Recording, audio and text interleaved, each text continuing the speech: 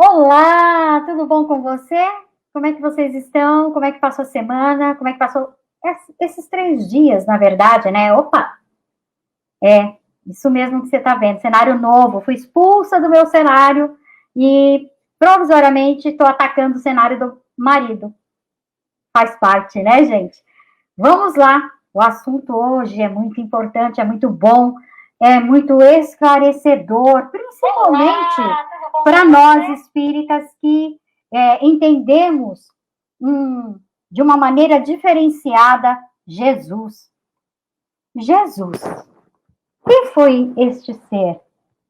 Quem foi este personagem, né? Que tanto a gente escuta, que tanto o movimento espírita brasileiro comenta, fala, idolatra. Pois é, tá certo, a idolatria faz parte do corpo doutrinário, a idolatria do corpo doutrinário espírita, obviamente. Hoje, o assunto vai gerar mais ou menos em torno disso. Jesus, Cristo, qual é a diferença? Existe diferença entre Jesus e Cristo? Mas não é Jesus Cristo? Que bagunça é essa? Que confusão? É justamente isso que hoje nós vamos tratar, nós vamos buscar nos esclarecer a respeito. Existe mito, mitologia no movimento espírita, mas existe mitologia no corpo doutrinário? É correto isso? São essas questões e muitas outras, baseado inclusive na própria codificação, que a gente vai conversar, trocar aquela ideia, aquele bate-bola gostoso que a gente vem fazendo hoje. 7ª live do terceiro LIP, terceiro fórum do LIP aqui no ECK. O tema, vocês já sabem, Jesus, história e mitologia. Bora lá? Para começar aqui, para dar o start, eu vou convidar para vir aqui conversar com a gente um dos nossos integrantes da administração, o Nelson Santos. Boa noite, Nelson. Boa noite, Kátia. Tudo bom bem contigo? Vamos iniciar um belo debate dessa noite. Uma figura que é o Bomberg, conhecedor e estudioso, e vamos discutir sobre qual Jesus nós conversamos, e falamos e comentamos. É o Jesus apócrifo, o Jesus canônico, o Jesus judeu, histórico, mitológico e mítico. Qual desses Jesus nós vamos falar? Qual desses é o mais próximo da realidade? É isso daí. O que sabemos de Jesus no movimento espírita, ele coaduna com o ensino dos espíritos? O pessoal consegue entender o Jesus descrito no Evangelho segundo o Espiritismo? Ou ele é tratado simplesmente como uma Bíblia? E seus ensinos morais e espirituais altamente elevados simplesmente transformam-se em mitos e míticos? Vamos ter a oportunidade hoje de descobrir de que Jesus falamos. Muito bom. Aqui também com a gente, outra parte, outro integrante, aliás, da nossa administração, um teólogo. Que isso, gente? Pois é, um estudioso das letras, né? Ele aqui com a gente, o Beto Souza. Bem-vindo, Beto. Obrigado, pessoal. Agradecer a Kátia pelas palavras, dar os parabéns também pela comunicabilidade dela nas últimas lives, todas as lives, na real, mediando, né? Agradecer também a confiança de vocês pelo convite em participar de uma live tão importante dessas, com um tema tão polêmico, com a presença aí do Nelson e do Boberg, que é um dos meus autores, aí eu sendo fã, né? Um dos meus autores favoritos. Aí, durante o curso que eu fiz agora, o livro dele, O Evangelho Que, foi um dos meus livros de cabeceira, posso dizer assim, né? Pelo estudo cronológico da construção dos textos evangélicos. Então, e na sequência também, claro, entre outros, seja feita a sua vontade, estudamos no Centro Cultural Espírita, aqui de Porto Alegre, e o último, né? Cristo de Paulo de Tarso, que é realmente uma revolução nos conceitos enraizados já no movimento espírita com relação a Jesus. Então, agradecer a presença de todos e obrigado pelo convite. Imagina. Obrigado. Todos nós que agradecemos a tua presença. E hoje, a qualidade, como sempre, né? Vai ser top of the best. Vamos lá. Que rufe os tambores. Aqui conosco, entre nós, um querido convidado, um querido amigo, que se tornou um amigo, do qual eu tive a oportunidade de já ler os 2 livros dele, que são fantásticos. Depois nós falamos quais são os nomes. Ele, eu tenho certeza, vai falar o nome. Aqui com a gente, o nosso convidadíssimo Boberg. Boberg, meu querido, seja bem-vindo. Fale um pouquinho de você para nós, por favor. Pois não, Kátia. É um prazer nós estarmos aqui participando sobre um assunto realmente polêmico e que, às vezes, nós somos até criticados por trazer certos assuntos, principalmente este último livro que nós escrevemos sobre o Cristo de Paulo de Tarso, virou uma polêmica nacional, porque vai ferir suscetibilidades, mitos em torno da figura de Paulo, de Jesus. E quanto à minha pessoa, eu sou estudioso da doutrina espírita desde quando aflorou em mim a mediunidade, e na vida profissional eu sou advogado, professor, aposentado, obviamente, e hoje me dedico a escrever os meus livros. Já fui também do campo da comunicação, já fui gerente de rádio, já participei de rádios de São Paulo, no Paraná. Então, a comunicação, às vezes, flui em função desse exercitamento que nós já tivemos como experiência. Então, nós, eu não sei se podemos começar já a expor, ou você gostaria de mais dados? Eu gostaria de saber um pouquinho de você. Você disse que é professor, que já participou de programas de rádio, e você continua nativa ainda, meu querido? Sim, não. Eu me aposentei, eu fui diretor da Faculdade de Direito da Universidade aqui em Jacarezinho, e participei de outras, da Universidade de Londrina, e participei da vida. Minha primeira profissão foi o microfone. A primeira profissão minha foi falar em rádio. Eu fui diretor de rádio por muitos anos. Uau! Me contrata! Me contrata! Vou contratar você, é expert. Eu sou o aluno, como sempre. Então, a nossa vida, eu estou aposentado, mas continuo trabalhando. Eu tenho uma empresa imobiliária, e atuo na área jurídica da imobiliária. E continuo sendo espírita, faço palestra em vários lugares, várias lives. Agora é com live, né? Antes nós viajávamos por esse país, já fui para a Bahia, já fui para Minas, para o Rio de Janeiro, para São Paulo, já fiz várias palestras em vários lugares. Mas hoje nós estamos dedicando ao meu trabalho e o exercício de estudo cada vez mais amplo, cada vez aprofundo mais o estudo da doutrina espírita, a qual é a minha razão de ser na vida. Só para fazer um esquenta aqui, olha, eu já vou começar trazendo um depoimento, olha isso, não é muito comum, né? Descobri que sou deísta, lendo o seu livro, olha isso, é o Gerson e a mim, seja feita a sua vontade, a força do querer. Olha que legal, e realmente é um livro simplesmente fantástico. Você leu, né?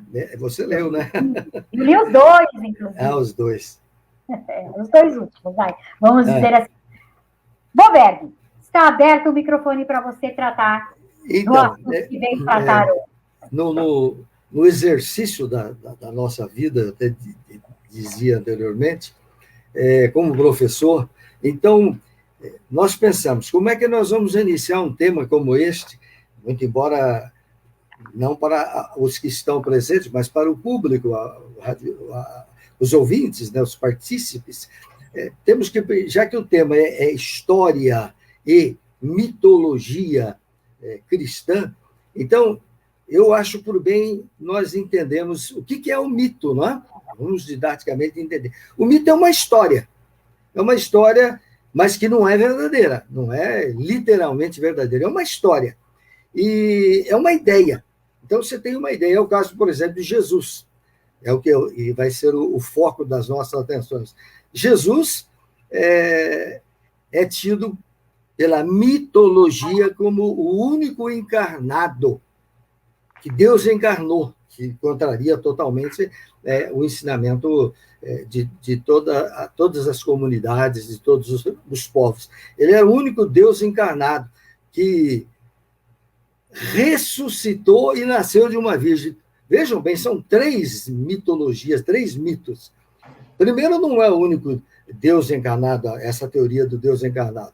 Segundo, Jesus não ressuscitou, como se entende no dia a dia. E também, ele não nasceu de virgem, coisíssima nenhuma, mas está aí como um mito. E também a mitologia pode ser uma imagem, por exemplo, como Maria Madalena. Eu estudei os gnósticos, todos eles, os evangelhos gnósticos, primeiro estudei o gnosticismo, né?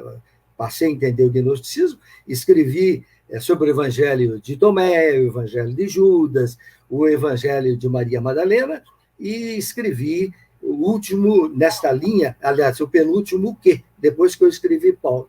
Então, por exemplo, a ideia que se tem de Maria Madalena é que ela foi uma mulher da vida, ela era sexualmente atraída pelos homens e ela vivia uma vida desairosa, segundo consta a mitologia. Quer dizer, e Maria Madalena não foi nada disso. Nos estudos que eu fiz, pesquisei, Maria Madalena era uma companheira de Jesus, era a mais inteligente de todas. Mas na mitologia, se você perguntar, quando foi para escrever esse livro, por exemplo, eu perguntei nas casas espíritas onde fazia palestra, ou mesmo as pessoas que tinham ligação comigo, quem foi Maria Madalena.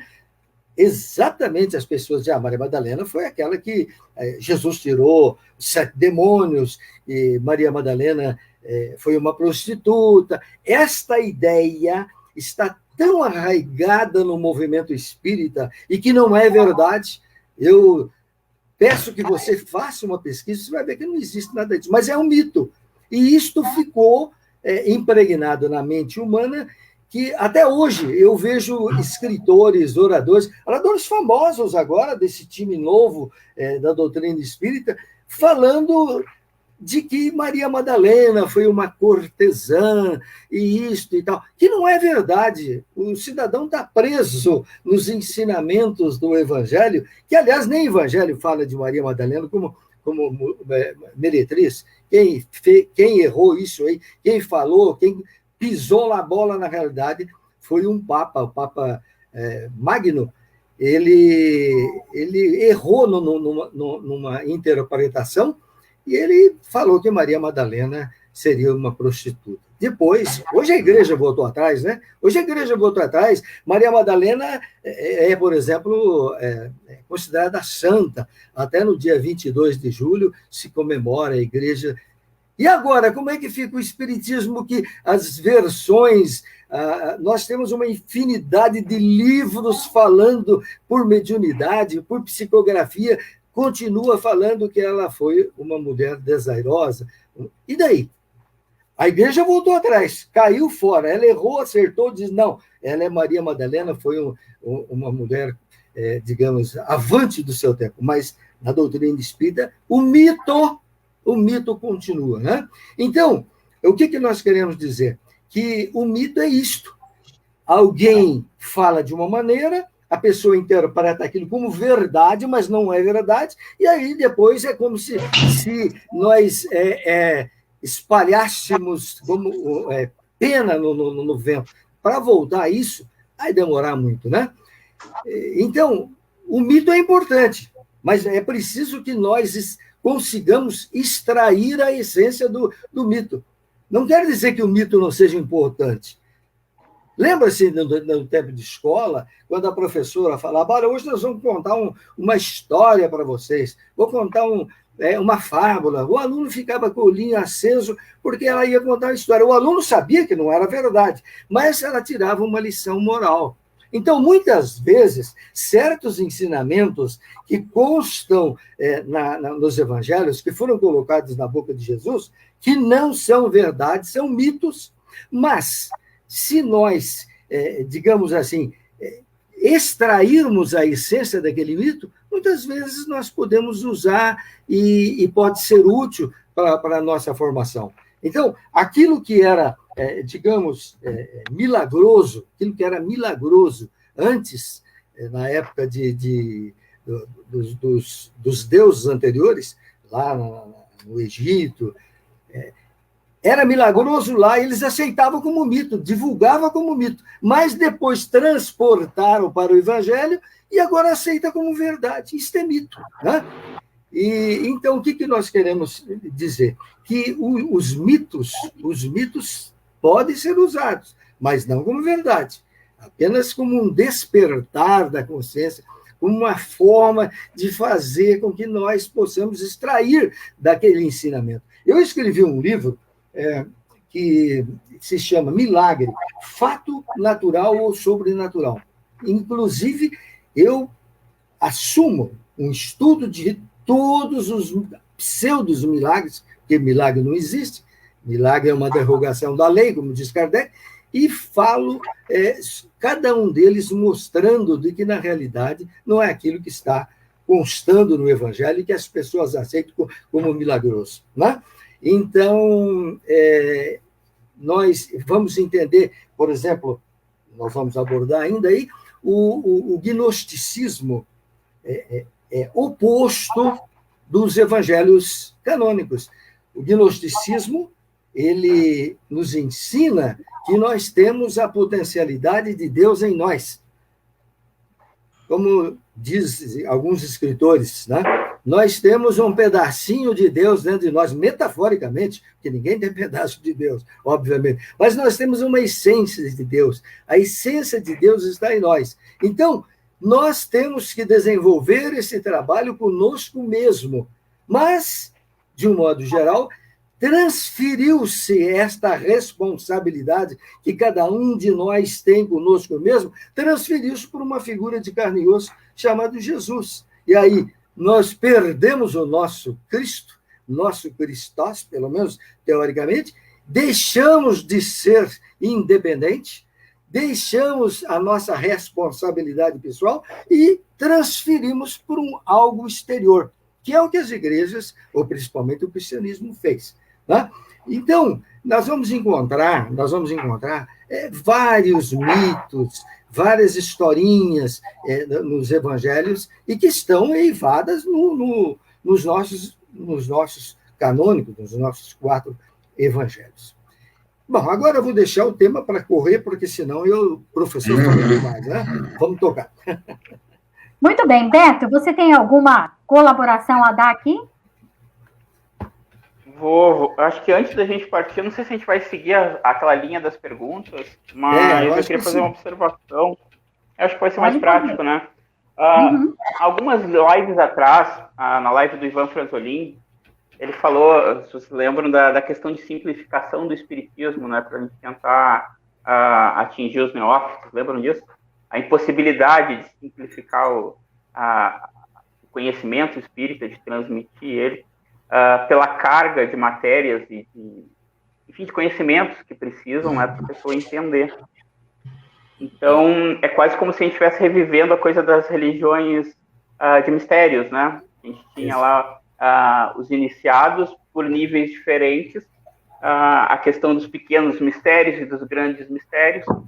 Esses pequenos mistérios eles ficavam abertos ao povo em geral, né? Que era a base da alegoria, como o professor Boberg acabou de falar.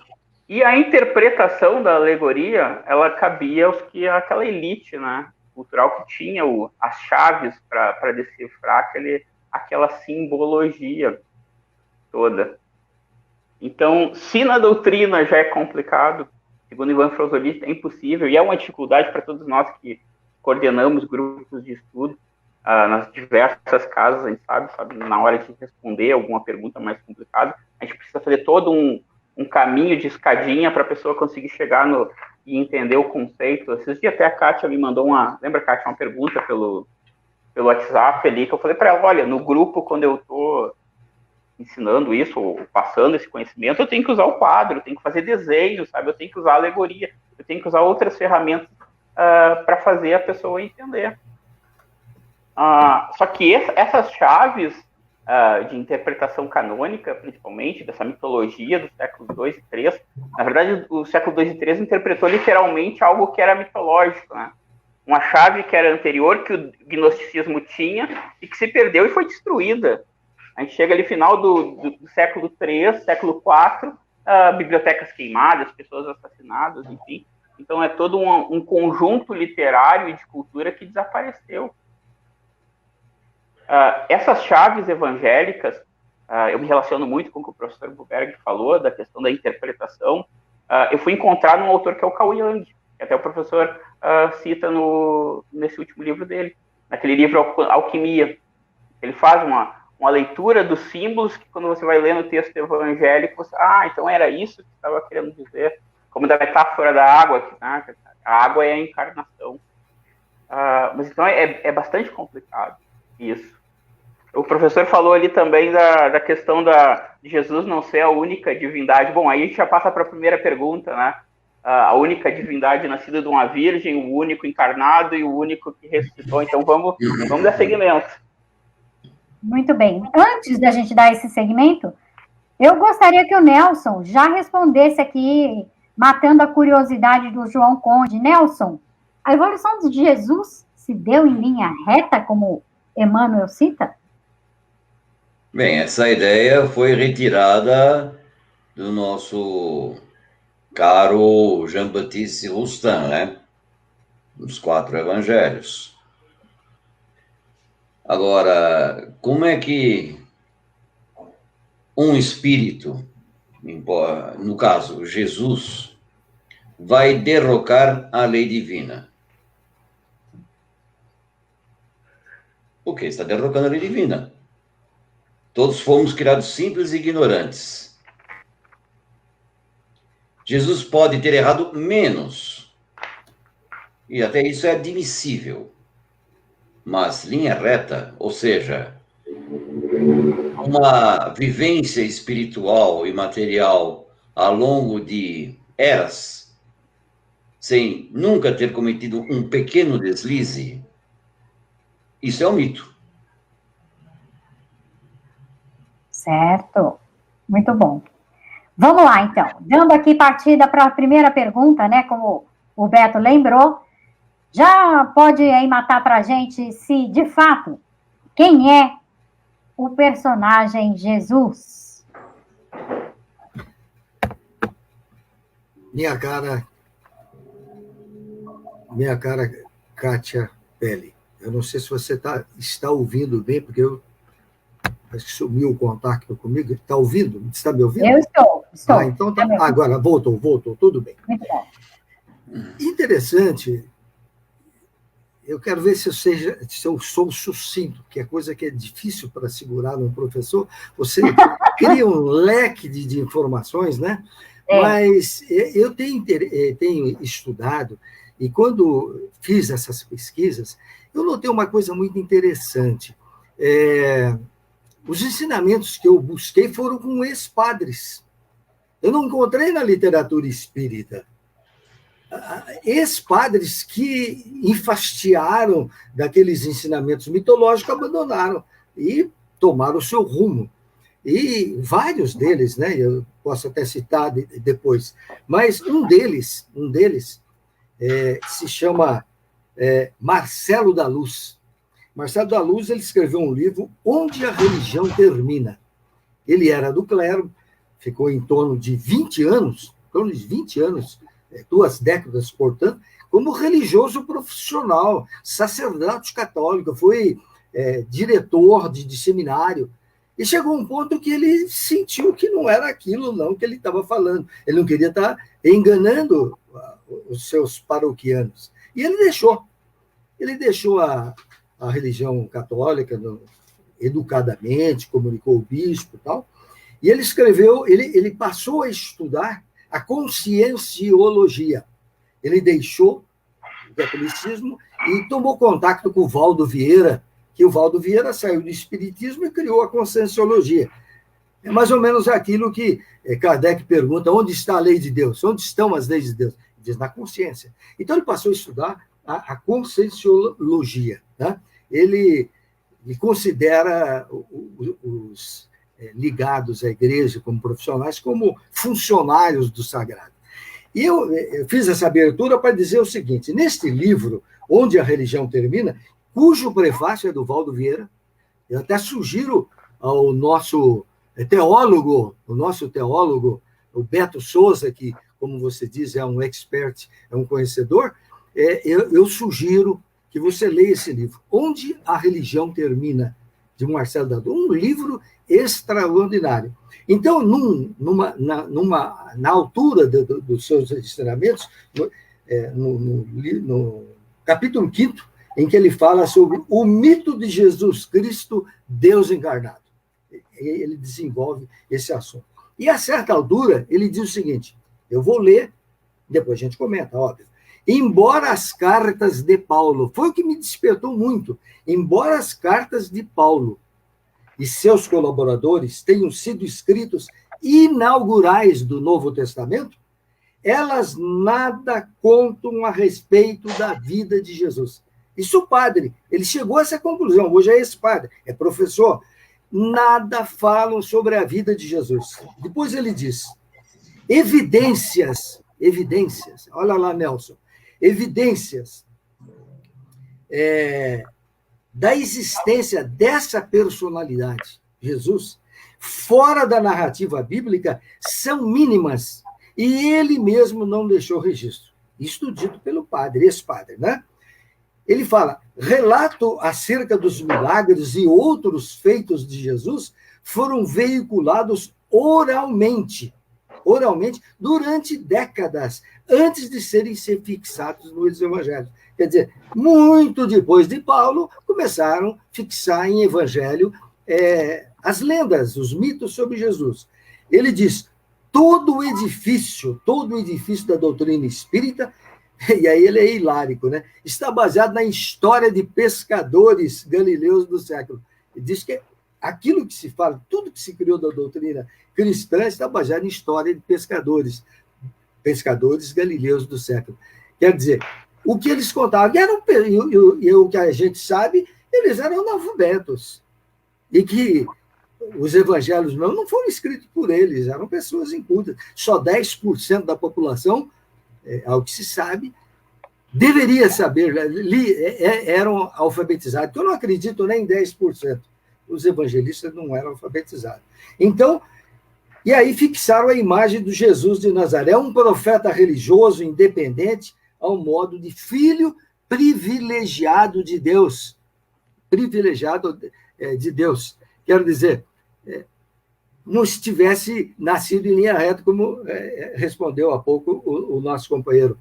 Quer dizer, Jesus foi igual a todos nós, foi um homem, pode ter sido um homem avante no seu tempo, mas ele passou por reencarnações como todos nós. Todos nós passamos por vivências, e ele não poderia ser diferente, senão não poderia, inclusive, servir de nosso orientador, o que a Espiritismo diz modelo, né? Modelo e guia, que nós vamos falar isso mais no final. Então, Os evangelhos não são biografias, relatos factuais da vida de Jesus. Os evangelhos foram construídos através dos tempos, de acordo com o interesse da igreja. Quando chega lá em 325, lá com o imperador Constantino, que se diz que também era analfabeto, eu vi isso, não posso afirmar, mas eu vi de um pastor, doutor em teologia, dizendo que o imperador Constantino era analfabeto também, que deveria ser mesmo, né, naquela época. Então, dentro desse sentido, o personagem Jesus, o Jesus que se cultua, é uma formação, é um processo que foi criado através dos tempos. E Bart Ehrman escreve no seu livro, uma das maiores autoridades de cristianismo, de religião, ele diz o que Jesus disse, o que Jesus não disse. Ninguém sabe o que Jesus disse, o que não disse. Não tinha gravador na época, não tínhamos essa parafernália de mecanismos para nós nos comunicarmos. Então, era um falando, outro falando, e foi se concentrando nos evangelhos, que nós vamos voltar a falar. Muito bem. Beto, quer fazer alguma consideração sobre o personagem? Eu vou indicar uma biografia, então, aqui. Professor Alvin Kuhn, Renascimento do Cristianismo, serviu de base para o Tom Harpur, que daí ele está junto com o padre, porque ele é um ex-pastor, né? Ex-pastor americano que também descobriu a Tom questão Harpur também, ex-pastor. Então, esses dois aqui já são uma chave muito boa. Eu achei uma pena, professor Boberg, não encontrar aqui no Brasil aquele Gerard Massey, que é o que escreveu o Egito Antigo, A Luz do Mundo. Eu introduzo muita coisa dele, eu introduzo muito assunto, eu coloco do Geraldo. Mesmo os dois aqui, o Tom Harpur e o Kuhn, eles citam muito o Massey, né? Nessa construção anterior da personalidade ou da mitologia ou alegoria de Jesus, como quiserem chamar. Até tem uma que eu puxei dele aqui, até em sua homenagem aqui, que é a questão do... No final você vai entender por quê. De Jesus não ser o primeiro Deus encarnado, né? Na verdade, então, seria a junção de dois deuses antigos do Egito, que seria Osíris e Horus, né? Horus, filhos de Osíris. Horus teria nascido da Virgem, né? E ele teria ressuscitado... A Virgem no meio da história, né, Beto? A Virgem vai sempre aparecer. A Virgem vai sempre, né? É impressionante. Mas é que sempre tem aquilo da mariolatria, aquilo da questão de adorar uma mãe, né? É uma coisa muito humana, né? Acho que da nossa construção social. A construção de que o sexo é pecado e de que não pode haver a conjunção carnal para que um Deus ou um modelo universal nasça, né? Exatamente. Mas... Oi. Roberto, só lembrando, anterior a Horus e a Ra, Amon-Ra, existe a literatura védica, como nós discutimos outro dia, né? Que se encaixa perfeitamente na mitologia da Santíssima Trindade. Que é tanto... aquela migração cultural, né, Nelson? Da Índia até o Egito e chegando à Grécia. Então, sim, chega à Grécia. Ou aquele encontro no Oriente Médio de uma cultura que já existia forte na África com outra cultura oriental. Claro, tem pesquisadores que falam de uma civilização anterior, né? Teria sido maior e teria transmitido. Mas aí já são questão de lendas. Até nós comentamos pelos grupos de WhatsApp, outro dia, a grande influência do Aveda, né? Zoroastro, na mitologia judaica. Muito bem. Deixa eu só concluir aqui, Kátia, a questão do Osíris ali. Osíris foi ressuscitado, tá? Então é um deus que ressuscitou. Só que o Osíris, em hebraico, é Azar. A-S-A-R, né? Então, Elazar, com final latínico, fica Elazarius. Então, a ressurreição de Lázaro, quando Jesus chega lá, isso no Evangelho de João, né? e diz para o Lázaro se levantar, né, professor Lázaro, ela vem dessa, é uma teoria, né, que ela venha dessa alegoria mais antiga da ressurreição de Osíris por Horus, que é aquele deus que ressuscitou, que tem também relação, acho, com a própria formação e origem do termo, que acho que a gente vai falar mais para frente, que é o termo Christos, que Christos grego vem de um termo egípcio, que é o Karaste, K-R-S-T, depois foi herdado pelos gregos. Meu Deus, então, Lázaro é egípcio. Vamos devagar, que é muita informação. Bom, Roberto, eu já vou partindo aqui para a nossa continuidade do assunto. E já te pergunto, e já vou também encaixar uma pergunta que foi feita pelo Milton Medran. Primeiro, há diferenças entre Jesus e o Cristo? E encaixando nisso, eu coloco aqui a pergunta do Milton Medran, e ele querendo saber de você, se você entende adequado afirmar-se que o Espiritismo é uma doutrina cristã. Bora lá. Vamos lá. O Medran é uma pessoa que eu admiro mais. Eu não o conheço pessoalmente. Ele já prefaciou vários livros meus. Não esse último, sim. E eu admiro muito a cultura do Medran. Por isso quero saudá-lo aí através dessa pergunta. Ele foi uma das pessoas que eu mandei o livro logo que eu escrevi, que eu estava preocupado. Eu me choquei comigo mesmo nas minhas pesquisas. Eu digo isso na introdução do livro. Me choquei, porque eu sempre tive o Paulo como uma liderança. Era, para mim, era um leitor de uma obra só. Eu só li Paulo em Paulo Estevam e através dos ensinamentos bíblicos. Não conhecia. Quando eu descobri que Paulo era anterior a Jesus, aquilo me chocou, porque a minha formação, a vida toda, foi de que Paulo era subserviente a Jesus, que Paulo foi dependente de Jesus. Quando eu descobri que as cartas de Paulo foram anteriores, que as cartas de Paulo foram independentes, que elas existiriam mesmo que se Jesus não tivesse existido, aí caiu por terra tudo. Mas vamos à pergunta. O Medran está perguntando a respeito da diferença do Jesus e do Cristo. Então, o Paulo era um gnóstico. Eu vim descobrir isso através do estudo. Paulo, a formação dele era ligada ao ensino grego da Grécia, os helênicos, né? O Paulo não tinha ligação com o cristianismo da igreja. Então, nós temos que separar a coisa aí para responder essa pergunta entre Cristo e Jesus, de que Paulo não pertence aos canônicos, que Paulo não pertence à religião cristã que foi criada. Paulo era do cristianismo que já existia antes. As civilizações antigas já usavam essa ideia do Deus encarnado em todas as criaturas e que todos nós éramos detentores desta semente divina em nós. Então, Deus, o Cristo está em nós. Ele não é o Jesus Cristo.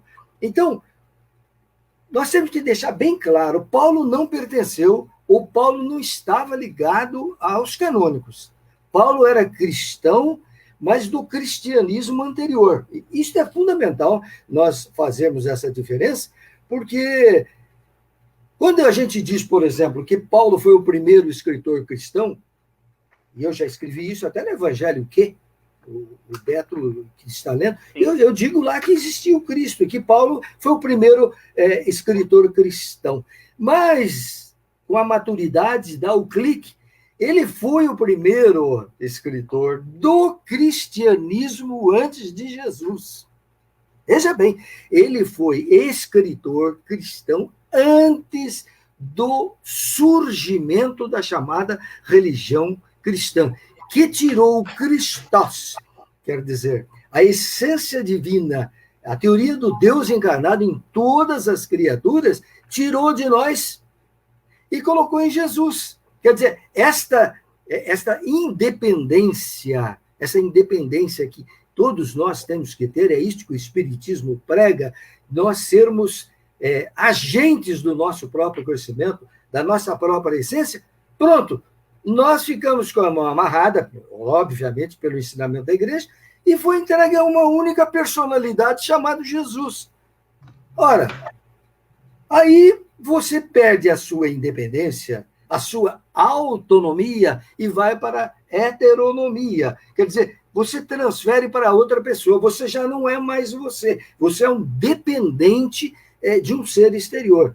Então, o Cristo, Jesus também tinha o Cristo. Veja bem, eu gosto dos ensinamentos de Jesus, claro, que foram, mesmo que tenham sido colocados do Evangelho que ele nos diz isso, foi transferido para Jesus, mas os ensinamentos são ótimos. Se nós tirarmos, como dissemos no início, a essência daquilo que lá está escrito, nós vamos tocar, vamos nos entender.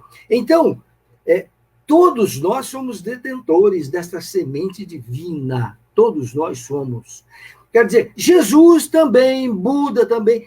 Nessa orientação do Deus encarnado, não é Deus sair do seu local, porque não existe Deus pessoa. Nós estamos falando aqui do Deus universo, Deus cósmico.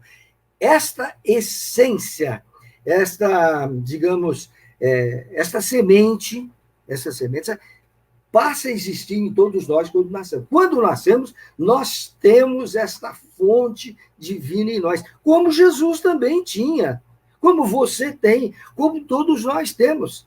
Então, Jesus foi alguém que também tinha o Cristo, e aí foi apelidado de Jesus Cristo. Agora, por que ele...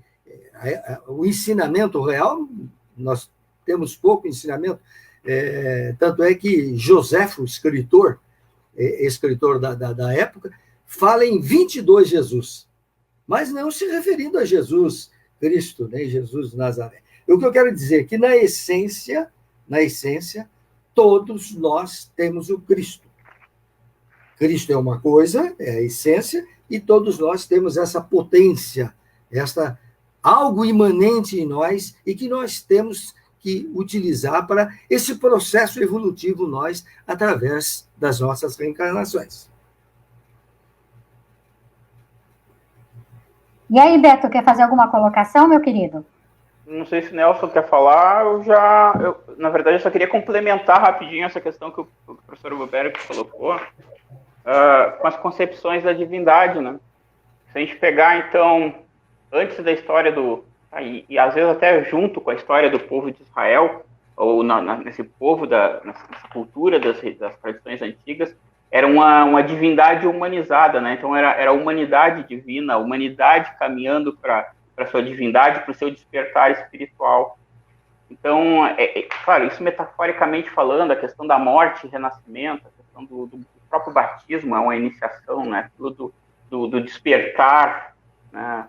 A viagem, a vida de Jesus, como ela é expressa alegoricamente também, ela tem uma série de momentos que conduzem esse despertar, que é um despertar não só de Jesus, mas um despertar de todos. Pois bem, então a gente tinha essa divindade humana, vamos falar, Egito, Índia, Grécia, a divinização do humano, do antropos. Só que na cultura judaica, no judaísmo, essa divindade passa a ser a divindade daquele povo. É a história daquele povo no caminho da salvação, seguindo aquele Deus, né? O Israel é os filhos de Deus, mas de um Deus de lutas. Não esqueça que no Antigo Testamento o Deus judaico, ele é o Deus dos exércitos, da reconquista da Terra Prometida, aquele Deus que concede, é o Deus bem definido, né? Então era a história do povo. Se vocês pegarem metaforicamente também, imaginarem toda o povo judaico, tá? Como a encarnação daquele povo. Ele entra na água do Mar Vermelho, ele atravessa o Mar Vermelho do Êxodo, é um batismo daquele povo, naquela cultura deles, né? Então, coletivo, eles mais que os outros, eles são um povo escolhido. Então, o Messias judaico já não é humano, não são todos que são Messias, é o povo, né? O povo conduzido ali por um representante de Deus. No cristianismo, e a gente já está falando de século 13, 4, né, a gente tem a personalização do Messias. Então, se antes a gente tinha uma divindade que era humana, a gente passa a ter a divindade que é num povo, e agora a gente tem a divindade que é numa pessoa só, tem Jesus. Ao ponto de... Era isso, na verdade, o grande problema do judaísmo da época, de aceitar Jesus como um Deus, porque Deus é único. Então, como é que Jesus ia ser Deus também? Essa coisa da consubstancialidade única de Jesus com Deus era impensável. Estão querendo elevar... Então, Deus não é mais único, agora ele é trino. Já mudou a concepção teológica ali. E o interessante é que os pensadores cristãos daquela fase inicial, do século I, século II, entendiam isso. Entendiam a alegoria, escreviam sobre isso. Que essa história de morte e renascimento era alegórica, era uma situação iniciática. Pegar Orígenes vai ser assim. No Contra Celso, lá, que é aquele debate que ele faz com um pensador pagão, que era Celso, ele vai rebater essa questão, mas aceitando, não, o cristianismo hoje, claro, falando no cristianismo inicial, antes, pré-niceno, ele muito se assemelhava ao paganismo, às divindades pagãs, aos cultos pagãos, etc. Essa diferenciação, então, ela acaba sendo posterior, né, como o professor falou ali, mais imposta. Voltando ao que o professor falou do Paulo ser anterior, eu acho que é interessante, professor, a gente colocar a própria cronologia para o pessoal, para quem não está acostumado. E quem pega a Bíblia hoje vai lá e abre, tá aqui Mateus, Marcos, Lucas, João, depois vem os Atos, depois vem as cartas de Paulo, depois vem, né, segue aquela linha. Então, quem vai ler as cartas paulinas e lê Boa Nova, na verdade não lê Boa Nova, né, lê Evangelho, que Paulo está pregando o Evangelho. Como ele leu antes já os 4 Evangelhos, então é esse o Evangelho que Paulo está pregando. Ela já é construída literalmente para levar essa interpretação. Quando, na verdade, não. As cartas paulinas, elas são anteriores. Né? A própria ordem dos evangélicos, Marcos vem primeiro, depois Mateus e Lucas, bem depois. Então, enquanto as cartas paulinas, elas estão ali do que anos 60, 70, a época da pré-diáspora, né? A diáspora que eu falo é a destruição de Jerusalém no ano 70. Então, a primeira diáspora judaica, vamos dizer assim. Então, depois disso vem Marcos. E Mateus e Lucas se baseiam em Marcos e também se baseiam nas outras fontes. Uma delas é a que chamam fonte Q, que é do livro do professor, que ele pode falar com muito mais propriedade, que é o Evangelho Q.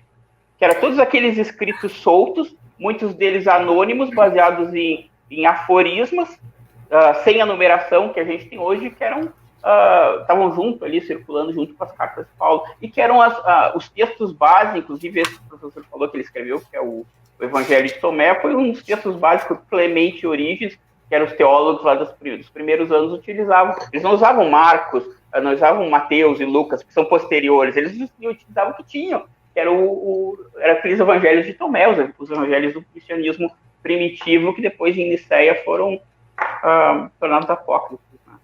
Eu vou... Acabei me estendendo, hein, Kátia? A Kátia que corta aí. Tem que me cortar. Então, se você pegar a Bíblia está lá Mateus, Marcos, Lucas e João. E aparece o Atos dos Apóstolos depois das cartas de Paulo. Eu acho que foi intencional, viu, Beto? Eu acho que foi intencional. Com certeza, né? Porque se o Paulo falava do Cristo, que não era Jesus, ele falava anteriormente, portanto, se ele estava nos anos 50, 60, que ele escreveu o cristianismo, o Cristo do cristianismo anterior, a igreja, obviamente, disse, poxa, como ele fala do Cristo, vamos colocar ele depois dos evangelhos. Ele fala do Cristo, então ele vai ser subserviente aos evangelhos cristãos. E aí colocaram Mateus, que não é Mateus o primeiro evangelho, isto é pacífico já hoje, é Lucas, aliás, é Marcos, Mateus, Lucas e João. O Mateus copia mesmo, ele copia o Marcos e copia a fonte Q. A fonte Q já existia antes dos evangelhos. Como disse o nosso amigo Beto, o nosso teólogo. Na realidade, era um aforismo, eram ideias inteligentes, e esses aforismos eram usados pelas pessoas sem qualquer ligação com Jesus, nada, eram antes. E esses aforismos foram parar no Evangelho de Mateus. Ele usou como fonte Marcos e depois usou a fonte Q e foi parar em Mateus. O Lucas fez o mesmo, segundo as pesquisas de expert no assunto. Lucas usou o Evangelho de Marcos e usou a fonte Q. Certamente eles deveriam ter um exemplar, porque eles são em datas diferentes e cada um escreveu numa época. E esses 3 evangelhos nós chamamos de sinóticos, que se percebe numa só visão. E o de João foi lá pelo final do século I, 90, 100. Agora, é importante a gente também citar que nenhum deles foram escritos por esses cidadãos. Nenhum evangelho nem foi escrito por Marcos, nem foi escrito por Mateus, nem Lucas, nem João. Nenhum deles. Só no 2º século é que a igreja resolveu dar a estes nomes, a estes anônimos, dar o nome de Evangelho de Marcos, de Mateus, de Lucas e de João. Por quê? O bispo Irineu achou que deveria ser esses 4 evangelhos, né? A ideia é que deveria ser esses 4 evangelhos, porque eles conviveram com Jesus, segundo a ideia, né? Mas quem conviveu com Jesus é o Mateus e o João, segundo conta a história, porque o Marcos nem conviveu com Jesus, não se sabe, diz que foi sobrinho do Pedro, e o Lucas ligado com Paulo. Então, é toda uma celeuma, toda uma história montada, e aí, Beto e as pessoas que estão nos assistindo, vejam bem, a cronologia, e o Beto citou bem, a cronologia, por que não colocaram, primeiro, Paulo? Paulo é 1/4 dos 27 documentos históricos, 27 documentos históricos, 1/4 dos ensinamentos, 1/4 são as cartas de Paulo. Então, não seria nem Marcos, seriam as cartas de Paulo, que seriam os primeiros escritos. Mas, como os primeiros escritos, esse de Paulo, na realidade ele fala do outro, do Cristo, mas a igreja aproveitou e colocou após o Atos dos Apóstolos, depois dos Evangelhos, para dizer que Paulo era dependente de Jesus. Que queres que eu faça, Senhor? Nesse momento, você perdeu a sua liberdade. Você vai fazer o que o ser exterior, o Deus exterior quer, e não o que você quer. Porque você tem um livre-arbítrio. Você pode. Se você quer, você pode.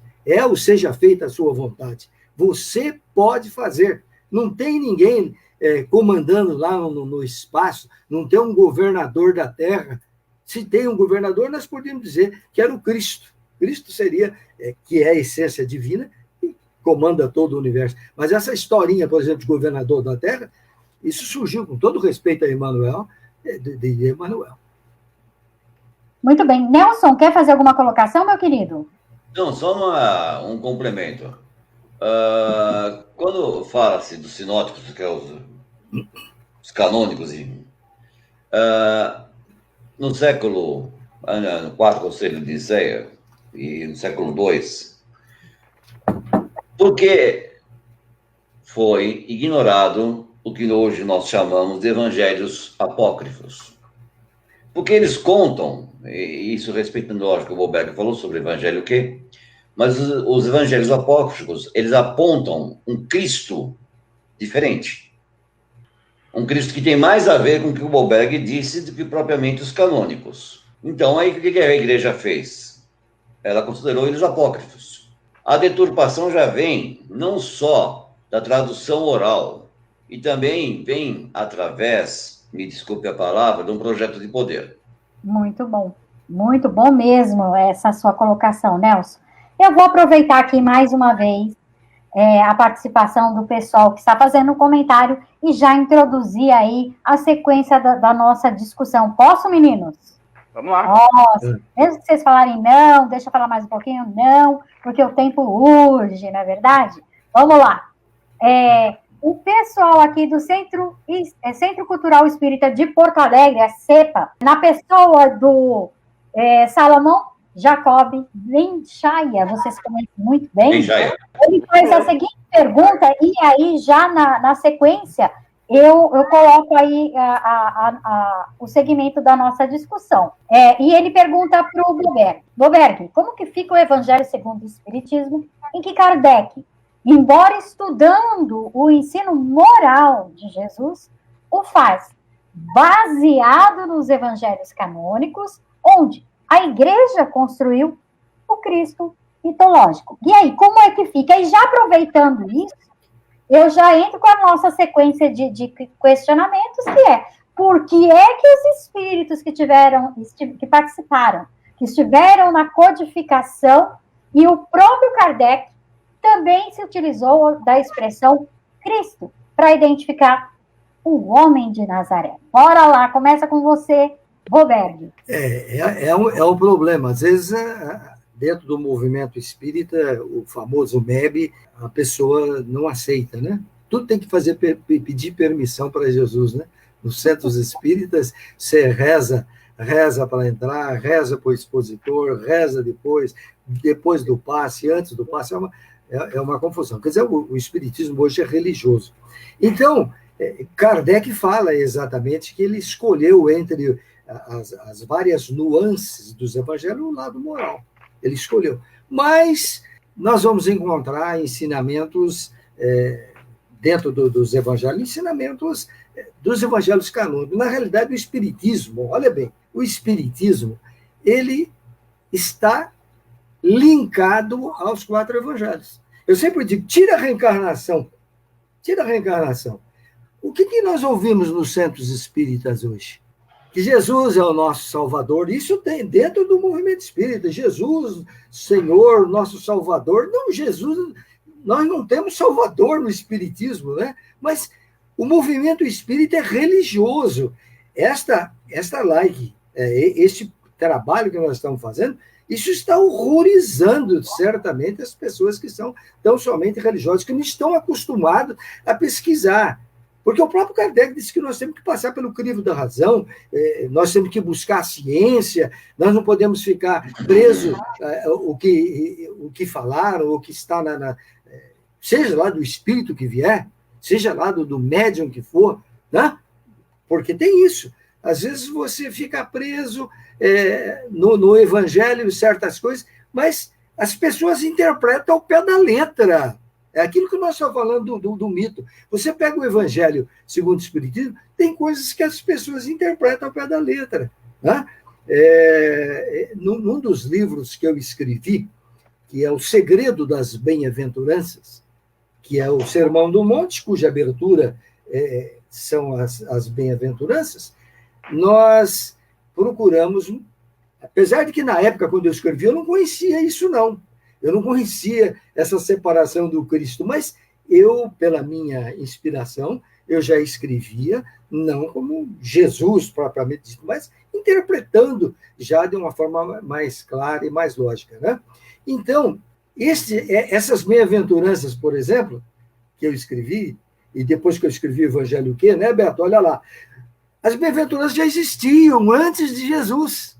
Então, quando eu vejo no Centro Espírita oradores dizendo, porque Jesus disse, as bem-aventuranças, cita que Jesus disse, já existiam as bem-aventuranças nos povos anteriores. E depois, o que Mateus, ou quem escreveu o Evangelho de Mateus, que não foi ele, fez uma abertura no Evangelho de Marcos e colocou todo o Sermão do Monte. E aí ficou como se Jesus tivesse transmitido. Mas isso vem já lá no Evangelho o quê? Já existia. Esses ensinamentos já eram convencionados como de inteligência dos outros povos. Então, veio este Sermão do Monte, veio para o Evangelho de Jesus. Então, nós temos que, respondendo aí ao nosso, que eu admiro muito, o Salomão também, é outro que, inclusive, deu depoimento no livro. Ele leu, deu depoimento, que eu sou muito grato. Eu acho que nós precisamos realmente repensar, porque muita coisa que nós temos hoje está aí o Rustain. E aí, esse trabalho feito pelo Wilson Garcia, que também deu depoimento no meu livro, o Wilson Garcia fez um trabalho extraordinário. É preciso que o espírita leia e perceba que o espiritismo está vinculado a ideias lá do Grupo Saião, na época do Bezerra de Menezes. Eu cumprimento e peço que vocês leiam. É importante, nós como espíritas temos que analisar racionalmente, temos que pesquisar, senão nós vamos comer aquilo que colocaram no nosso prato, porque os evangelhos foram criações da igreja, e aí nós estamos continuando sendo um braço direito da igreja. Muito bom. Nelson? Sim. Você quer falar alguma coisa, meu querido? Não, tudo que o Boberg disse é a expressão do pensamento e da história que temos acesso. O que me choca muito, mesmo na época de Kardec, ele não tinha acesso a esse cabedal de informações que nós temos hoje. E não podemos nos esquecer que Kardec tinha sua religiosidade e que os espíritos da codificação se identificavam com o cristianismo, pois a origem do espiritismo ela é ocidental, não oriental. Então, nada mais do que lógico que os espíritos que se manifestaram fossem ligados ao cristianismo em si. Agora, o que o pessoal não compreende e não quer entender é que está bem claro que eles não incentivam a adoração e a idolatria. Isso está muito claro.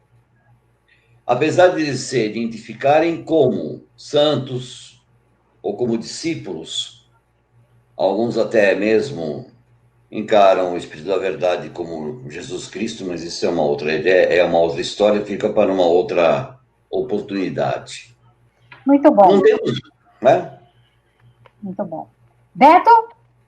Vamos lá. Eu primeiro fazer uma observação aqui. Tenho que agradecer ao Salomão por ter me emprestado esse. Esse eu não tinha conseguido em nenhum. O do Tom Harper eu não consegui em nenhuma livraria. O Alvin Kuhn eu ainda consegui comprar no mercado, mas o Harper foi mais difícil.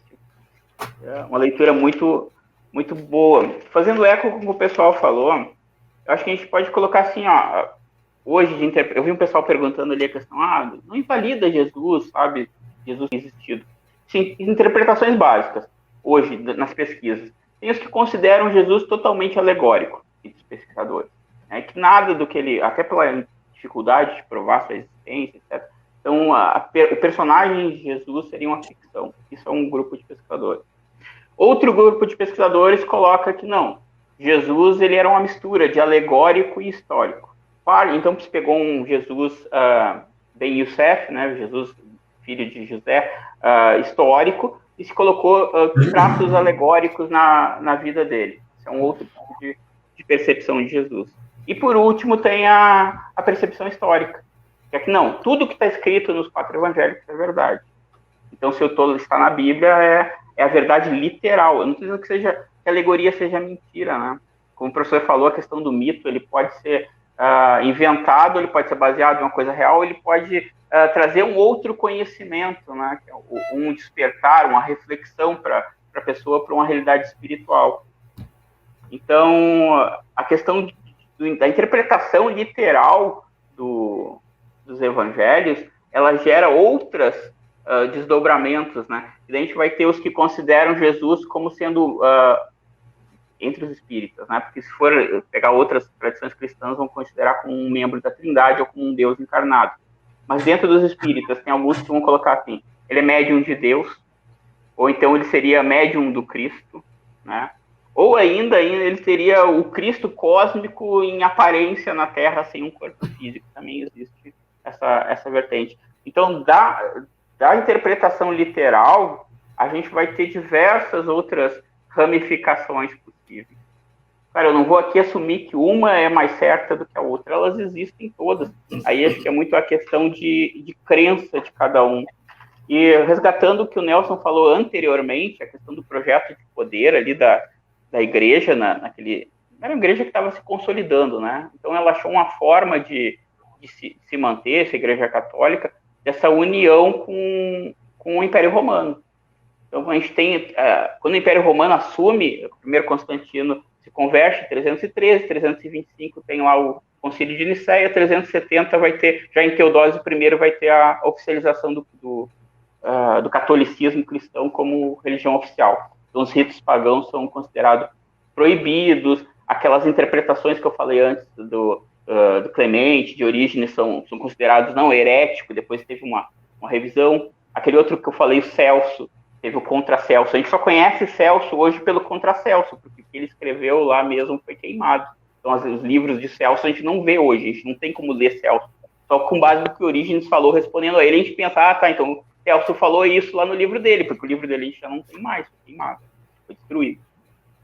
A outra questão que o Salomão falou ali, a questão da interpretação baseada nos evangelhos canônicos, a pergunta que fez para o Dr. Boberg. Eu não vejo problema, porque é uma exegese, é uma interpretação que Kardec faz baseado nos ensinos dos espíritos, e se vocês forem prestar atenção, o Jesus que salta no Evangelho segundo o Espiritismo e na doutrina espírita, ele não é o Jesus Cristo do século 2, 3 em diante. Ele é o Cristo, aquele Cristo que era anterior a Jesus e continuou. E Jesus, seja ele alegórico, seja histórico ou não, ele é considerando ele como um personagem histórico, seria um indivíduo que atingiu o seu despertar espiritual do Cristo. Então, em nenhum momento se pode tirar esse mérito dele, se considerar ele como histórico. Então, Jesus foi sim um Cristo. A questão é que ele era ou Cristo ou um Cristo. Porque eu posso ter o Boberg Cristo, a Kátia Cristo, o Nelson Cristo, enfim. A gente está nesse caminho evolutivo, né? Então, eu acho que o Kardec ter usado o que ele tinha, né, os espíritas do século XIX, porque era o que tinha na época de pesquisa, não existiam essas pesquisas que a gente está citando hoje. Pedra da Roseta de 1790, que é a pedra com os textos egípcios que foram traduzidos depois. Não esqueça que a gente teve aquela purga, vamos dizer assim, dos textos antigos no começo do cristianismo católico. Então, essas pesquisas do Jesus histórico, elas vão começar ali no final do século XIX, 1880, em diante, vamos dizer assim, ganhando força na metade do século XX, então são posteriores. Então, o que se tinha de texto, não se tinha o Evangelho de Tomé, não se tinha os manuscritos do Mar Morto para fazer a comparação no século XIX. Não teve o que na Gramade. Na Gramade, enfim. Agora mesmo eu fiquei muito fascinado lendo o livro do professor lendo o livro do professor Boberg pela história do Egito Antigo, né? Então, eu estou doido para conseguir esse livro do Márcio para ler essas referências. Eu gostaria de, complementando o nosso Beto, eu estou admirando cada vez mais você. Você é um estudioso e nós respeitamos muito. Mas você estava falando sobre o Jesus histórico. Realmente, no século XVIII, XIX, já se falava nessa diferença. Agora, existe até coloquei no livro meu Leis de Deus, e repito em outros livros, sobre o surgimento do projeto Seminário de Jesus. Você deve também ter estudado. É importante analisar isso. Em 1985, foi criado um seminário, um projeto Seminário de Jesus, nos Estados Unidos, formado pelo americano Robert Funk e pelo historiador, ex-padre católico, John Dominique Corossan, e criou nos Estados Unidos esse projeto, destinado a aprofundar e divulgar os resultados das pesquisas relacionadas à busca do Jesus histórico. Quer dizer, pessoas altamente informadas, ex-padres, ex-evangélicos, inclusive o Tom Harper também é um dos grandes estudiosos, até recomendo, eu usei muito o Tom Harper em 2 livros, O Cristo dos Pagãos, e também um outro que é Transformando Água em Vinho. Não sei se você tem esse, tem, né? Esse não. Então, Transformando Água em Vinho é uma sequência desse Cristo dos Pagãos. Pois bem, então, o que se procurou estudar? Jesus existiu? É o Jesus histórico, Jesus histórico. Pasmem vocês que não leram ou não conhecem o assunto. Esses estudiosos se reúnem de 2 em 2 anos e são vários estudiosos, chegaram à seguinte conclusão: só 18% das palavras e 16% dos atos podem ser de Jesus. Olha bem, não são religiosos, pessoas pesquisadoras. E o Jesus histórico, buscando nos evangelhos, nós temos em torno de 18%, tão somente, de palavras que seriam de Jesus. O resto é do Jesus teológico. Então, eles passaram a estudar a busca do Jesus histórico e eles encontraram o Jesus teológico. Esse simpósio tem aproximadamente 74 estudiosos do Novo Testamento. E aí eles chegam a falar sobre aquilo que João cita, porque João é considerado pelo Seminário de Jesus o evangelho menos histórico, é o que menos fala a verdade histórica de Jesus. Ele está influenciado por outros ensinamentos, mas não fala efetivamente do Jesus histórico. Então, vários pronunciamentos que o escritor de João, não vamos dizer que é João, mas o escritor de João colocou no Evangelho de João, fala dos famosos eu, que Jesus diz: eu sou a luz do mundo, eu sou a porta, eu sou o caminho, a verdade e a vida. Isso que aí não é nada de Jesus. E quem defende bem isso, explica bem isso, é o Pastorino, que foi padre também, depois deixou. O autor do Minuto de Sabedoria, ele tem também 8 evangelhos. E ele diz o seguinte, que, na realidade, quando ele diz eu sou o caminho, a verdade e a vida, deveria entender o eu, o Cristo, a essência divina, é o caminho, a verdade e a vida. E ainda diz mais, nós vamos encontrar sobre esse assunto um outro padre dizendo, Humberto Roden, que também ficou vários anos na igreja, depois deixou.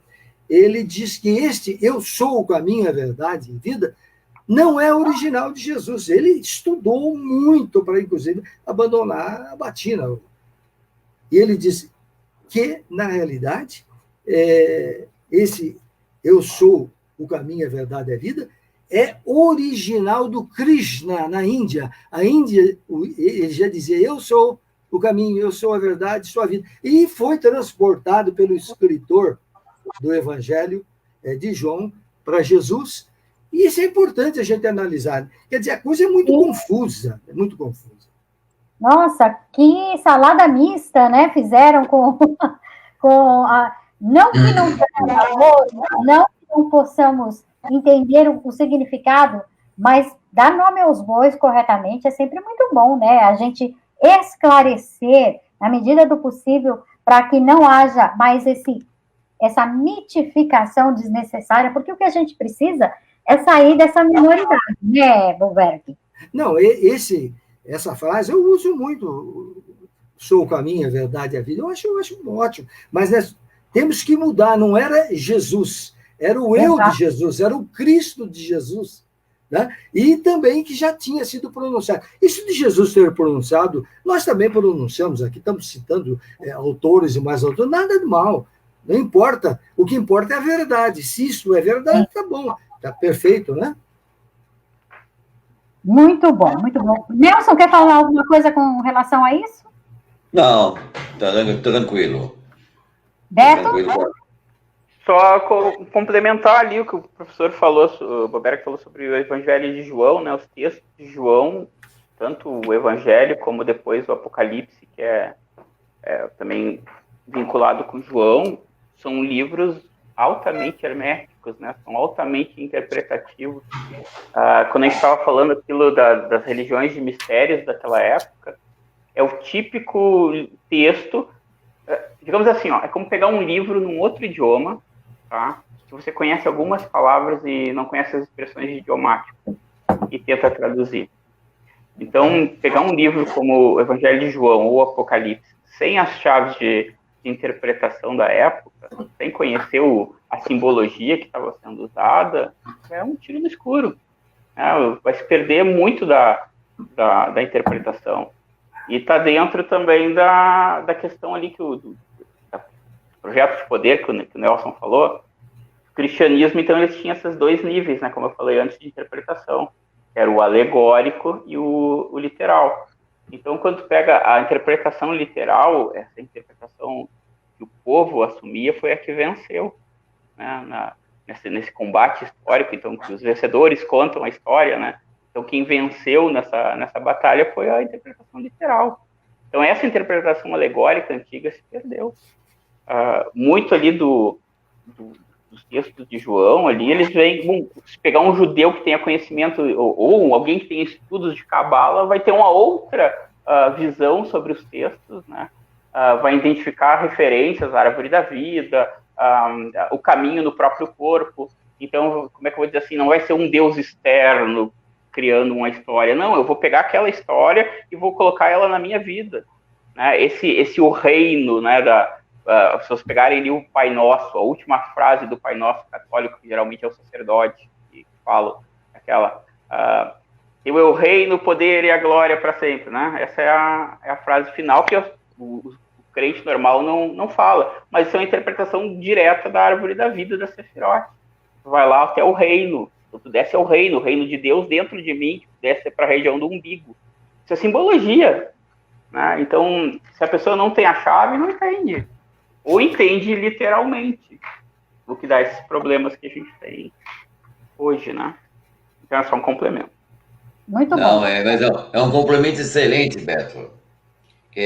O pessoal que geralmente, comumente lê a Bíblia, eles esquecem que da parte do Antigo Testamento. Aí, se você tem uma sequência natural de estudo, para você entender o Evangelho, você tem que beber da fonte do conhecimento judaico que está no Velho Testamento. E como você disse, ele é todo hermético, ele é todo simbólico. Então, imagina, você sabe bem disso, que você é um estudioso da área.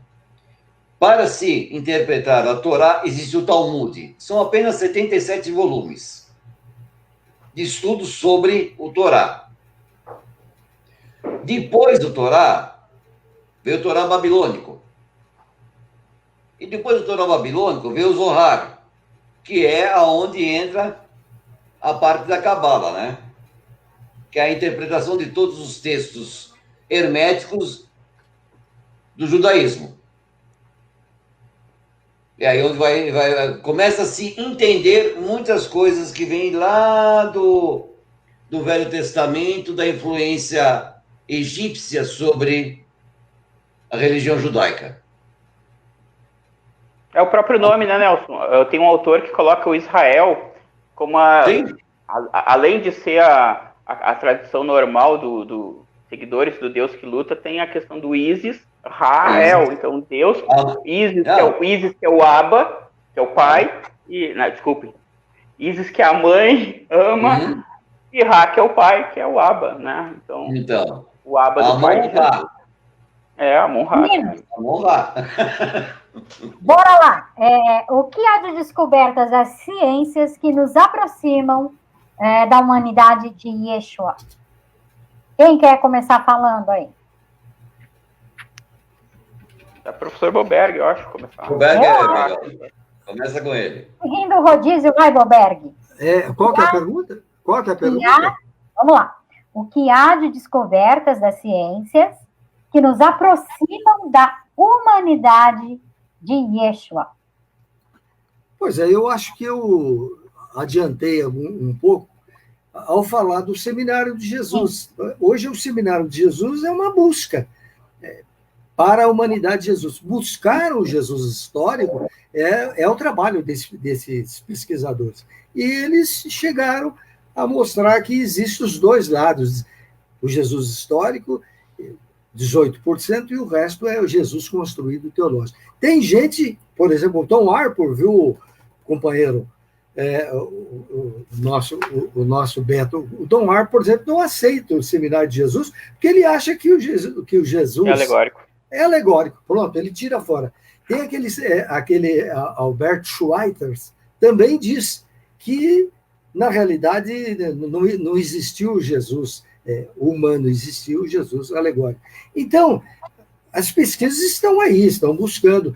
Eu sugiro, inclusive, às pessoas que não leram o Evangelho Que, é um trabalho exaustivo que eu fiz, mostrando as próprias frases que estão nos evangelhos, que já existia anteriormente no Evangelho Que.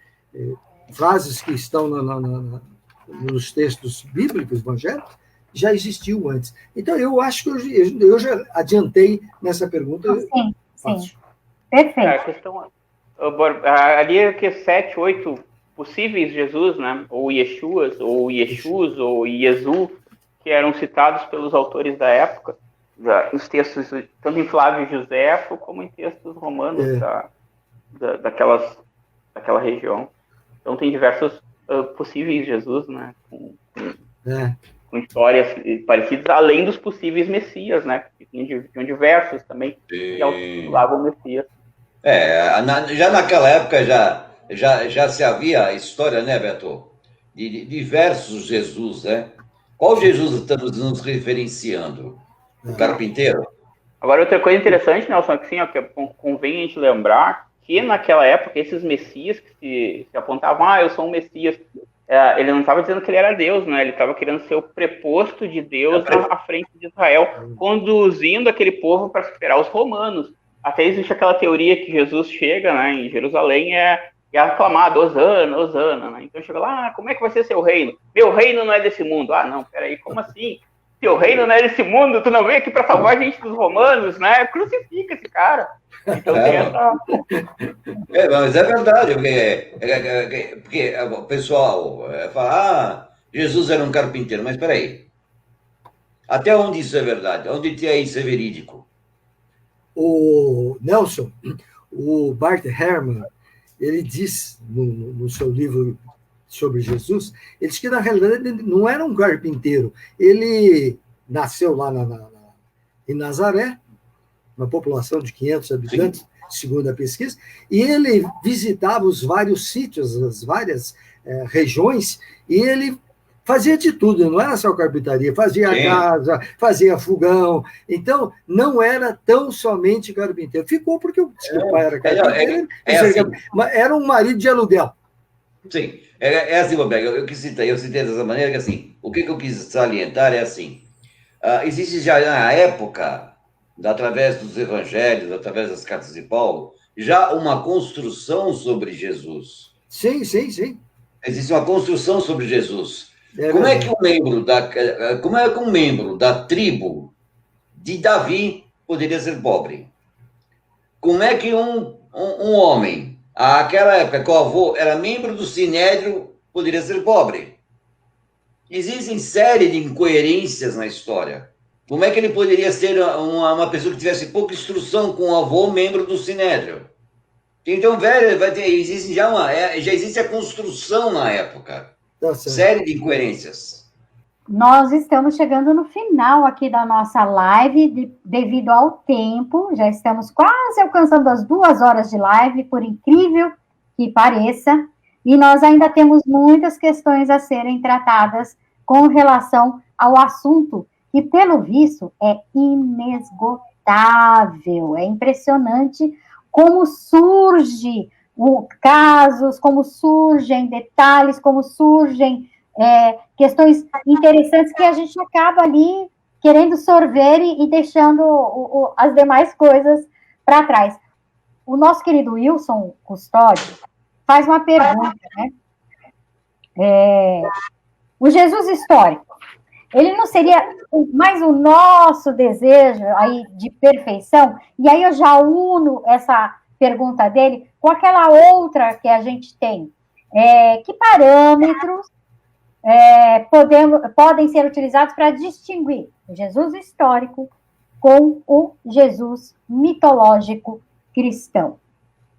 Eu vou falar, eu acho complicado você fazer essa diferenciação, a não ser nessa pesquisa feita pelos historiadores e que descobriram que nem tudo que está no Evangelho é verdade, é mitológico.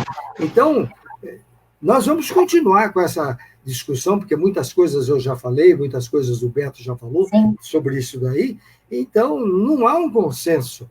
Vai permanecer isso aí por muito tempo, uns achando que existe só o Jesus histórico, depende da interpretação da igreja, do simbolismo que aquela igreja segue, e vão continuar trabalhando que Jesus fez milagre, que Jesus andou em cima d'água, que Jesus é Deus. Não vamos chegar a isso, só o tempo é o senhor da razão, só o tempo é que cada um por si, não existe uma revelação total, cada um, digamos isso que se diz no direito, isso é personalíssimo, cada um de nós, à medida que amadurecemos, nós vamos ou ficando com o Jesus mitológico, Jesus que fez milagre, ou nós vamos caindo fora disso aí, vamos aceitando, tirando dos mitos, ensinamentos, que é perfeitamente viável, né? Mas nós vamos continuar com os dois. Aliás, eu podia até fazer uma comparação disso com o livro Ponto Final do Garcia. O Wilson Garcia disse, quando perguntaram para ele, como é que fica agora? Foi retirado da FEB o Rostein, do Estatuto da FEB. E daí? Daí que o estrago já está feito, a coisa já existe, as pessoas vão encontrar livros, citações, que vão continuar. Então, isto vai ser um processo individual, não há um processo coletivo, não existe uma mudança coletiva, mesmo porque cada um é um. Cada um de nós vamos amadurecendo no decorrer do tempo e nós vamos descobrindo isto ou aquilo. E você perguntou aí, parece que o cidadão perguntou o quê, Kátia? Sim, foi o nosso custódio aqui. Espera que eu vou achar aqui a pergunta dele. Só um minutinho. Bora lá. É que aqui o pessoal tá nervoso. Aqui, ó. O Jesus histórico não seria o nosso desejo de perfeição? Não sei. Eu acho que o Jesus histórico, para muitos, nem existiu, né? Então, isso vai depender de cada um. Né? Se nós falarmos que o Jesus que nós cultuamos, mesmo nos centros espíritas, é mitológico, nem todos aceitam. Nas igrejas evangélicas nem se fala. Jesus é histórico, aquilo aconteceu mesmo, né? Pode ser, até a pergunta dele pode ser uma resposta que possa satisfazer aquilo que ele perguntou, não sei. Eu gostaria de fazer um comentário nesse Claro. ponto aí, professor. A questão também de Jesus histórico ser incontestável, né? A gente aprende, pelo menos eu que venho de família católica, desde cedo, de catecismo, etc., que é incontestável a questão de Jesus, de tudo que ele falou, ter realmente acontecido como está escrito.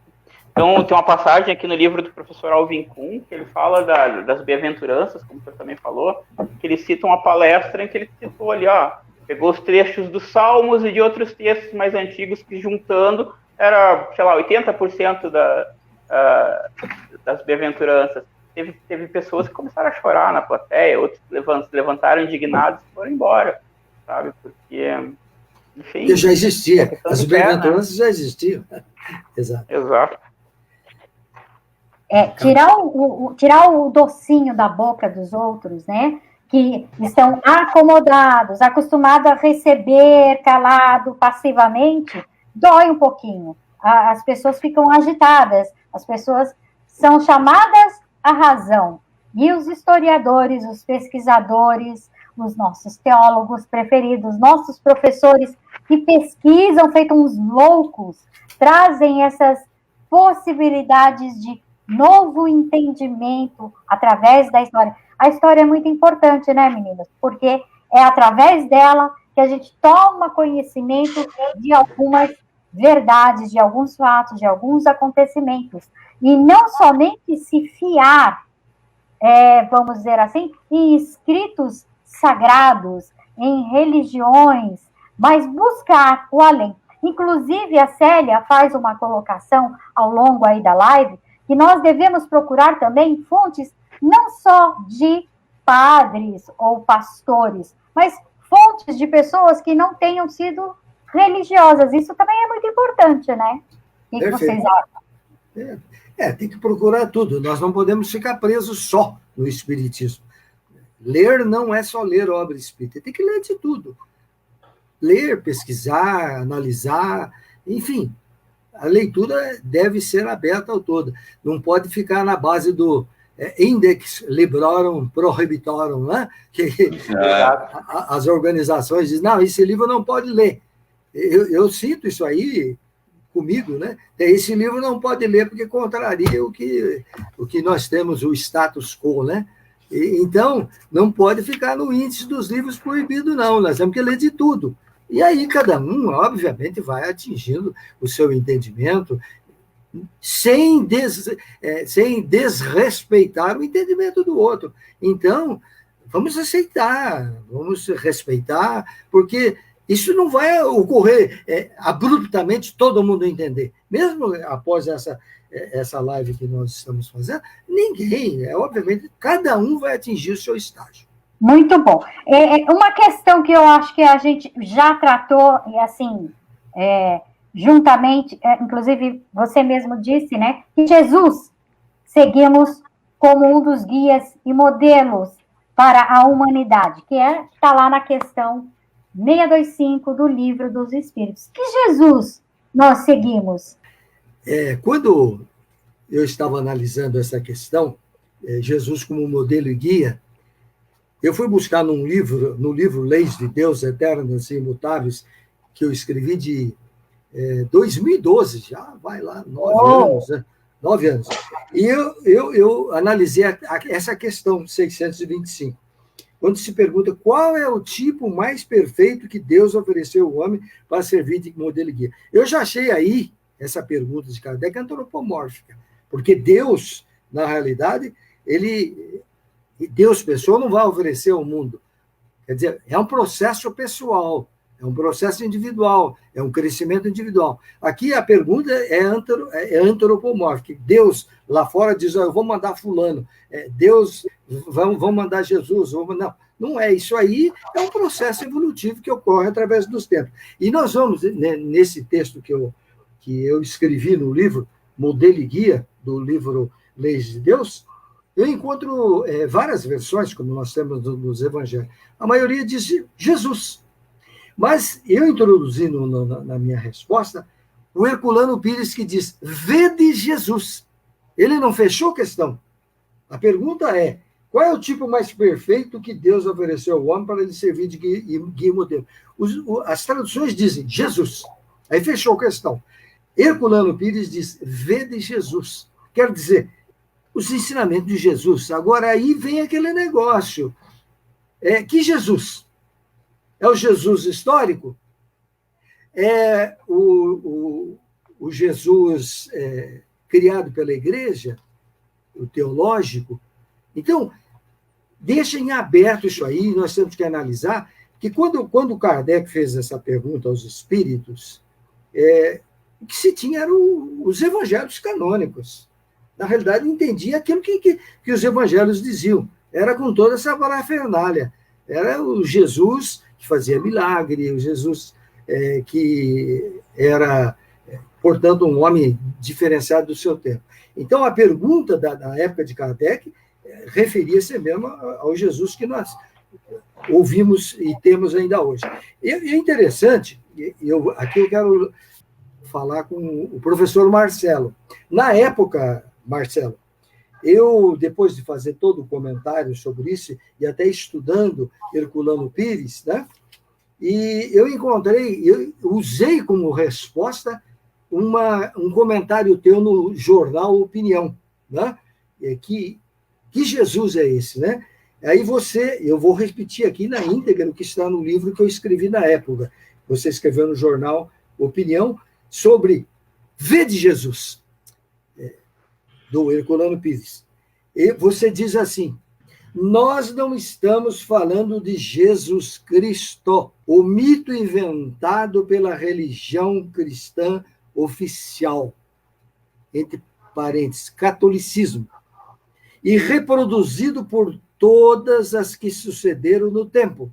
Um ser meio homem, meio divino, filho único, você coloca interrogação, de Deus, ou integrante do dogma da Santíssima Trindade, Pai, Filho e Espírito Santo, como apregou as liturgias. Você já dizia na época que não era esse o Jesus que se perguntava. Quer dizer, não é esse Jesus, você já exclui essa ideia. Mas apesar que na época de Kardec eu acredito que Kardec pensava assim, porque Kardec era um homem religioso também, pelas cartas que se descobriu agora, Kardec falava do Deus Todo-Poderoso.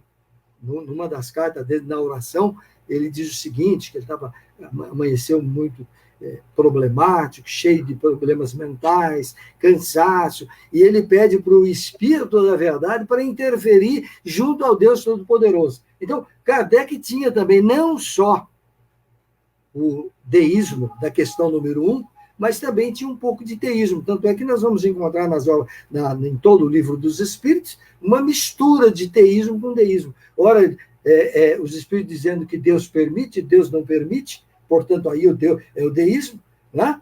Aliás, o teísmo, e vamos encontrar respostas do Deus racional que Kardec dizia. Então, o Marcelo disse isso. E eu concluo no livro, que eu acho que aí a gente fecha bem a questão do texto. Nós falamos o seguinte: façamos agora uma reflexão enfrentando a nossa realidade espiritual. Que personagem você aceita como Jesus? Eu faço a pergunta no livro. Será que não se repete nas casas espíritas? Eu estou perguntando. O mesmo entendimento que tem as demais religiões cristãs? Será que não acontece isso na mesma proporção? De um modo geral, todo o discurso no centro espírita são feitos em cima de histórias criadas pela igreja. Nós continuamos repetindo isso. De um modo geral, Jesus mitológico está presente entre os frequentadores. Eu estou dizendo isso no livro. Aceitas como verdade uma infinidade de mitos que as igrejas divulgam e os fiéis seguem sem qualquer questionamento. E, para concluir, eu trago um editorial do jornal Opinião, não sei se é do Medran ou do Salomão, que diz o seguinte: com efeito, muitos centros espíritas se parecem mais como templos do que núcleos de estudo.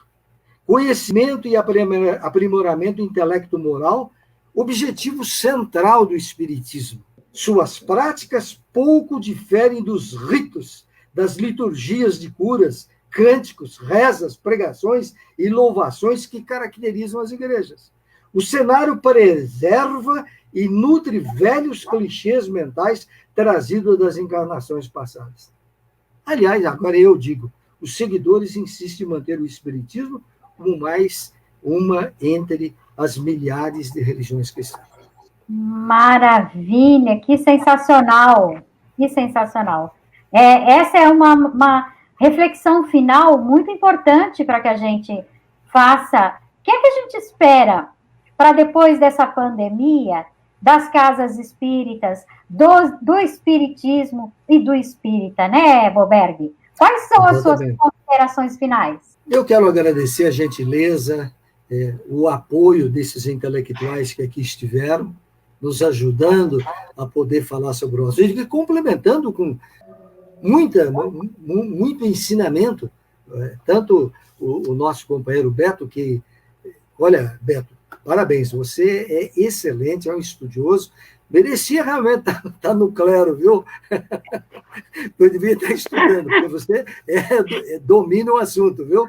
E agradecer ao Nelson também, ao Marcelo pela oportunidade, e pode crer que nós estamos felizes de participar desse trabalho, e eu quero, neste final, agradecer ao Marcelo pela oportunidade e aproveitar para, nesse momento, também agradecer aqui aqueles depoimentos que estão no meu livro no final. Agradecer o Wilson Garcia, que faz um depoimento muito bom, o Paulo Neto, que é um escritor e pesquisador lá de Belo Horizonte, agradecer o Salomão Jacob Benchaia, o Sérgio Motti Trombelli, professor universitário e escritor em Santos, e eu encerro aqui com o Marcelo Henrique. O Marcelo Henrique faz também o seu pronunciamento, e eu acho que eu pulei um aqui, o Gerry Roberto Almeida, historiador e professor universitário. Então, eu agradeço a todos vocês de coração, acreditem, não queremos diminuir em nada, nós queremos continuar sendo espírita, buscando as nossas casas espíritas, interpretando Jesus à luz de uma interpretação não só religiosa, mas uma interpretação de acordo com os ensinamentos que Kardec nos diz, tudo passando pelo crivo da razão, e agradecer a todos vocês de coração, vocês que assistiram, e desculpe os excessos, é o que nós chegamos à nossa conclusão. Não precisa nos seguir, cada um continue sendo como é. Se no teu tempo do acordar você achar que o que nós aqui falamos é válido, tudo bem. Muito obrigado. Nós é que te agradecemos por tanto ensinamento, por tanta informação, por tantos detalhes, e muito, mas é muito importante todos eles. E eu gostaria de deixar aqui, gente, um agradecimento ao espírito que esteve do lado do Boberg o tempo todo ali, dando auxílio. É um espírito que se chama Fúvio, está encarnado do ladinho dele. Dá um oi aqui, põe a mãozinha aí, Fúvio. Ele não está aqui agora. Ah, ele saiu. Tá bom. Vocês ouviram, né? De vez em quando ele dava lá umas puxadas no Boberg para dar um auxílio. Mas é isso. Muito obrigada, Fúvio, pela sua participação. Fúvio é o filho dele, tá, gente? Muito obrigada, Boberg. Foi sensacional essa oportunidade. Eu estou sendo presenteada 2 vezes por semana no mês de janeiro, como nunca fui na vida inteira. Eu tenho, assim, me deliciado com essas lives, porque elas têm me trazido a oportunidade sempre de ver e rever e aprender sempre. Muito obrigada. Vai lá para a nossa salinha do chá, que já já a gente se fala de novo. Até já. Beijão. Até já. Com você, Beto, querido. Faz aí as suas colocações. Olha, agradecer ao professor Boberg, viu, Kátia, pelas pesquisas, pelos livros que ele tem publicado, que ele nos apresenta todos esses autores de pesquisas atuais que nos permitem seguir estudando, né, e buscando novos conhecimentos. Eu vou encerrar, então, com esse arquétipo do Cristo, né, que é a busca do despertar espiritual dentro de cada um de nós. Então, é reconhecer essa divindade que eu tenho dentro de mim, que cada um de vocês tem dentro de vocês. Né? Na melhor saudação oriental, eu encerro com um namastê. Ah, que bonitinho! Muito obrigada, viu? Vai lá para nossa casinha de chá. Já já a gente se fala. Não foge, não. Vai, querido Nelson. Quero agradecer a todos pela atenção, ao professor Boberg, que trouxe-nos excelentes colocações dos vários estudos que temos a apreciar sobre o Jesus histórico, sobre o Jesus mítico e místico. Lógico, como o Boberg disse, não queremos influenciar ninguém, cada um, cada ser, cada um de nós tem seu tempo de despertar. Agora, nós temos no Espiritismo uma ciência e filosofia com fins morais. O nosso religiosismo é ligado à moral da filosofia. Isso nos faz estudantes, mesmo sem querer o ser. Se nós queremos evolução em nossa existência, temos que estudar e não nos deixar levar por arquétipos ou por mitos. Acredito que isso foi proveitoso, pena foi curto, o assunto é imenso, mas outras oportunidades surgirão para que nós possamos conversar sobre o Cristo, sobre Yeshua, sobre Jesus. Boa noite a todos. Boa noite, obrigada. Vai lá para a nossa salinha do chá, já estou lá para falar com vocês. Pessoal, que delícia, né?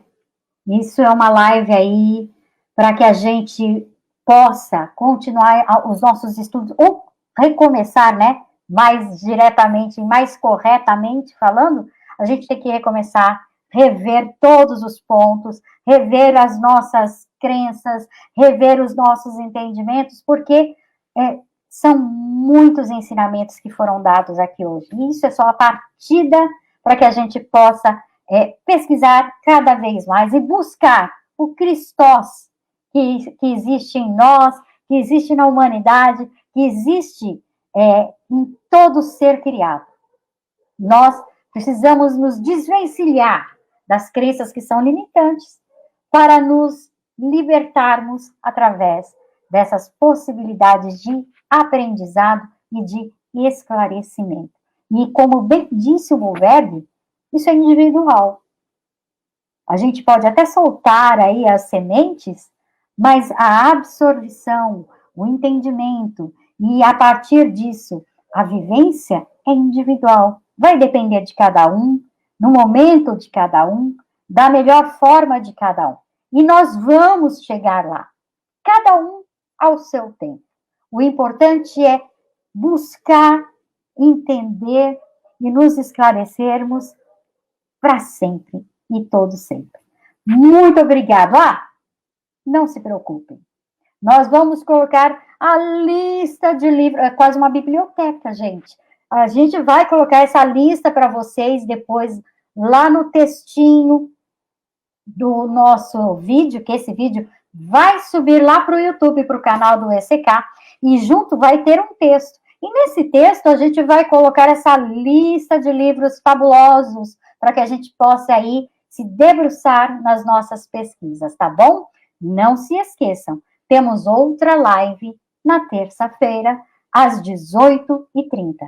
Contamos com a sua audiência, com a sua participação, que vocês viram hoje.